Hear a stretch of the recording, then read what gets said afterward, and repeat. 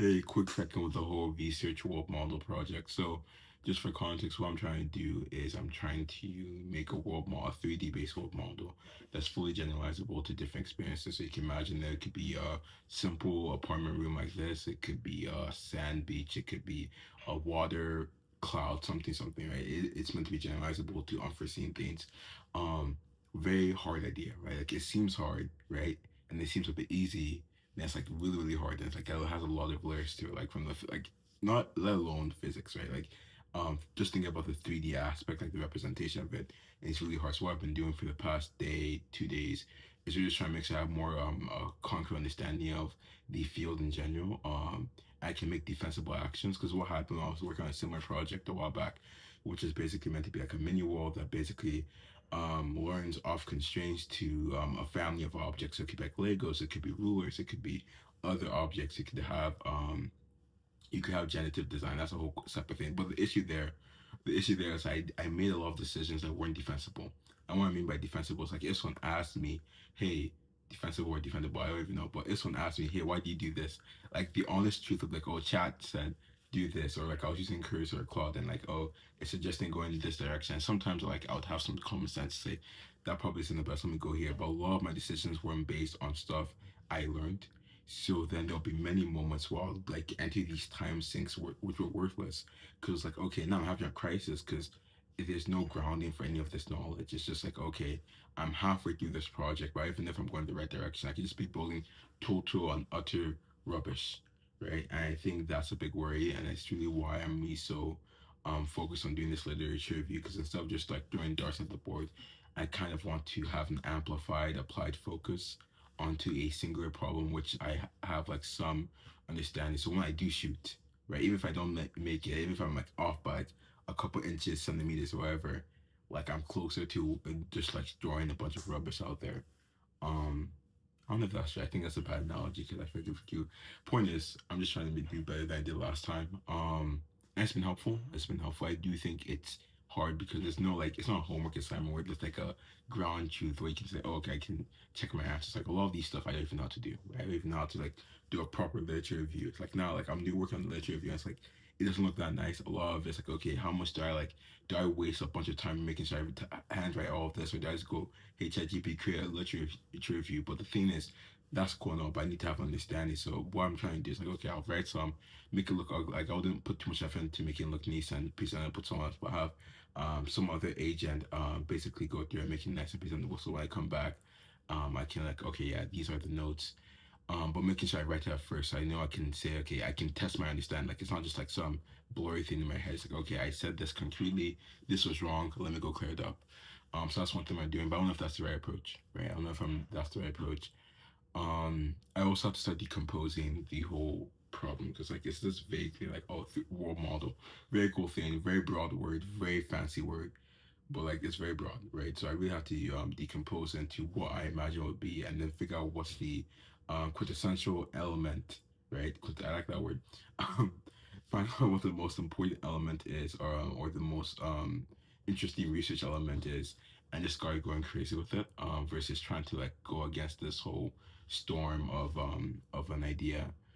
Which I haven't really done. I've really just broken up into physics and representation because representation will be like the 3D aspect of it because you can do meshes, you could do meshes, Gaussians, what have you, right? You can do different things like point clouds.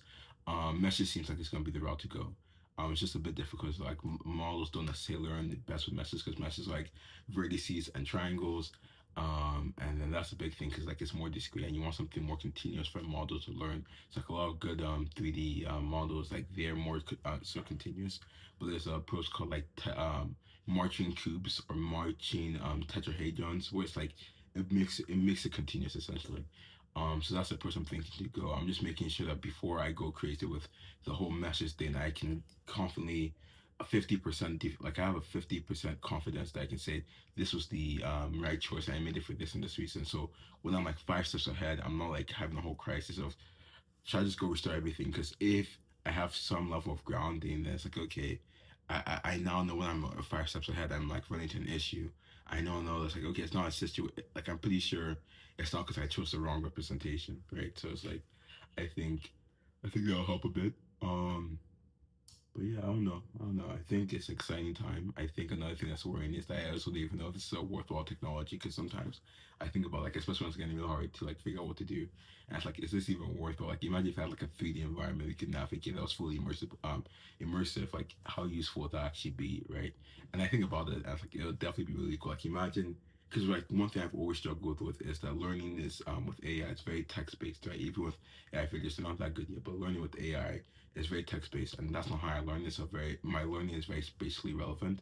I love the interaction of whiteboards. I love the interaction with analogies and objects. That's even how I teach as well.